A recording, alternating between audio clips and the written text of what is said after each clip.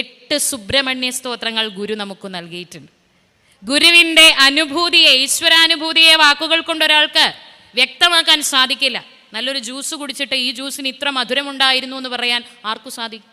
അതിൻ്റെ മധുരം അനുഭവിച്ചറിയുന്നതാണ്. പക്ഷേ ആ അനുഭവത്തിൻ്റെ ഏറ്റവും ഉദാത്തമായ തലത്തിലേക്ക്, ഇനി ഒരു പടി കൂടി വെക്കാൻ പറ്റാത്ത തലത്തിലേക്ക് ആ അനുഭൂതിയെ വരച്ചു കാട്ടിയിട്ടുള്ള ഗുരുവിൻ്റെ ചിത്രങ്ങളാണ് പലപ്പോഴും സുബ്രഹ്മണ്യ സ്തോത്രങ്ങൾ എന്ന് തോന്നാറുണ്ട്.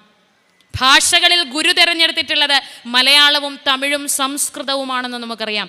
സുബ്രഹ്മണ്യ സ്തോത്രങ്ങൾ എഴുതപ്പെട്ടിട്ടുള്ളത് മലയാളത്തിലും സംസ്കൃതത്തിലുമാണ്. മലയാള ഭാഷയിൽ 5 കൃതികൾ എഴുതിയിട്ടുണ്ട്.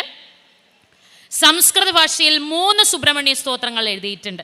എന്നാൽ മലയാളത്തിൽ എഴുതിയിട്ടുള്ള ഈ സ്തോത്രങ്ങൾക്ക് മറ്റു ചില പ്രത്യേകത കൂടിയുണ്ട്.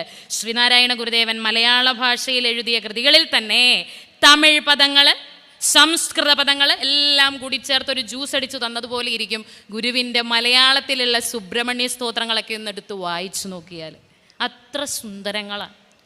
പദഘടനയുടെ കാര്യത്തിലോ വൃത്തഭംഗിയുടെ കാര്യത്തിലോ ഒന്നും സാധാരണ കവികൾക്ക് എത്തിപ്പിടിക്കാൻ പറ്റാത്ത തരത്തിലേക്ക് ഉയർന്നു നിൽക്കുന്നവയാണ് ഗുരുവിൻ്റെ സ്തോത്രകൃതികൾ.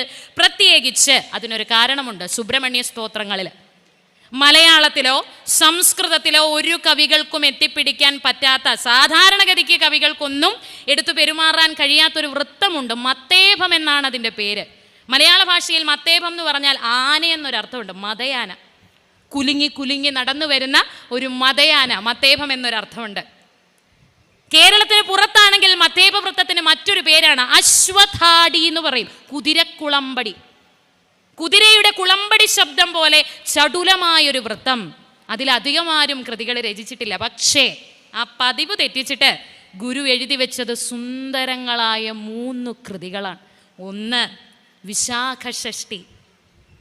ഒട്ടാകെ എന്നും ഒരു പട്ടാങ്കമായ വഴി കിട്ടാതുഴന്നു വലയും മുട്ടാളനായ മമ കെട്ടായ ദാരസുത മുട്ടായ ദുഃഖം ഒഴിവാൻ എട്ടായ മൂർത്തി തനുരട്ടായ ശക്തിധര മട്ടായ മൂർത്തി പളനി കൊട്ടാരവാതിൽ 18 പടിക്കു വഴി കിട്ടാൻ തുണയ്ക്ക സതതം.